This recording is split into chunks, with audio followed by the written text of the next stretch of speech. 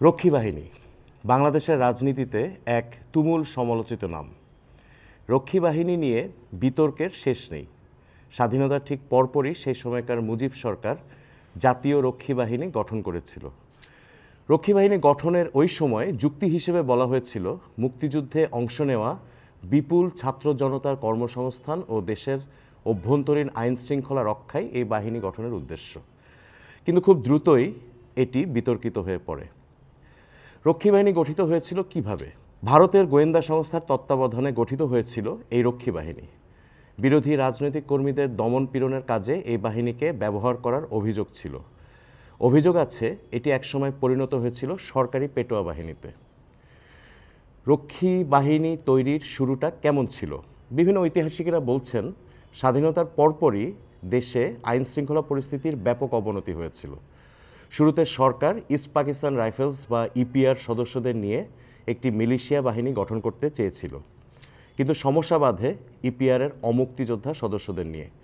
তখন ইপিআরের মুক্তিযোদ্ধা ও অমুক্তিযোদ্ধা সদস্যদের মধ্যে দ্বন্দ্ব দেখা দেয় এবং এটি সংঘর্ষের রূপ নেয়। এরপর সেই পরিকল্পনা বাদ দিয়ে মুক্তিযুদ্ধ ফেরতদের নিয়ে রক্ষী বাহিনী গঠনের চিন্তা করা হয়। 1972 সালে আর্মড পুলিশ অ্যাক্ট সংশোধন করে জারি করা হয় জাতীয় রক্ষী বাহিনী অধ্যাদেশ 1972। এর ভিত্তিতে গঠিত হয় এই রক্ষী বাহিনী। তবে রক্ষী বাহিনী গঠনের পেছনের ইতিহাস নিয়ে নানা আলোচনা আছে। কথিত আছে শেখ মুজিবুর রহমান রক্ষী বাহিনীকে সেনাবাহিনীর বিকল্প হিসেবে দাঁড় করাতে চেয়েছিলেন। তবে এই দাবি নিয়ে বিতর্ক আছে অনেক। রক্ষী বাহিনী গঠনে যে ভারতীয় সেনাবাহিনী কিংবা তাদের গোয়েন্দা সংস্থার একটি সহযোগিতা ছিল, এটি নিশ্চিত করেছেন একজন ভারতীয় মেজর জেনারেলি।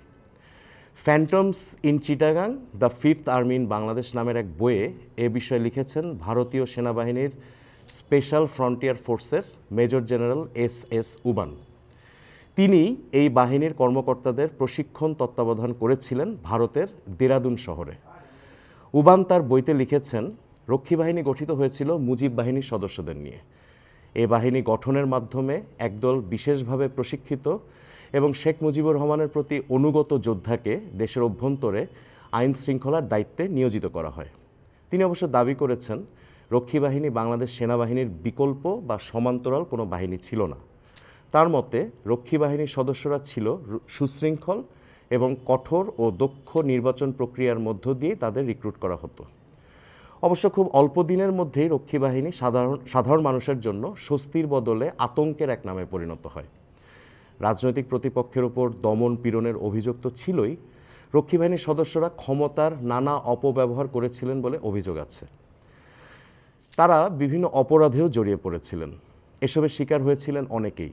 একটা তথ্য দিই, প্রয়াত কথা সাহিত্যিক হুমায়ুন আহমেদের বাবা ফয়জুর রহমান আহমেদ ছিলেন মুক্তিযুদ্ধের একজন শহীদ।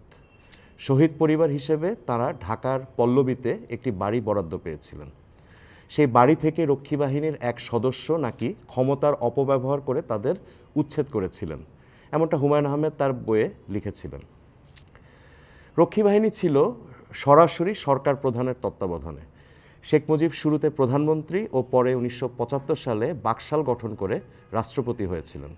সাধারণত অভ্যন্তরীণ আইন শৃঙ্খলা রক্ষাকারী বাহিনীগুলো স্বরাষ্ট্র মন্ত্রণালয়ের অধীনেই থাকে। কিন্তু রক্ষী বাহিনী সে সময় কেন দেশের সরকার বা রাষ্ট্রপ্রধানের সরাসরি অধীনে ছিল তা নিয়ে বিস্তর বিতর্ক আছে। প্রশ্ন আছে একটি নতুন বাহিনী তৈরি করার জন্য যে ধরনের জাতীয় ঐক্যমত্য দরকার ছিল তার অভাব থাকা নিয়েও। এক কথায় ওই সময় সরকার রক্ষী বাহিনীকে টিকিয়ে রাখতে ও রক্ষা করতে মরিয়া ছিল।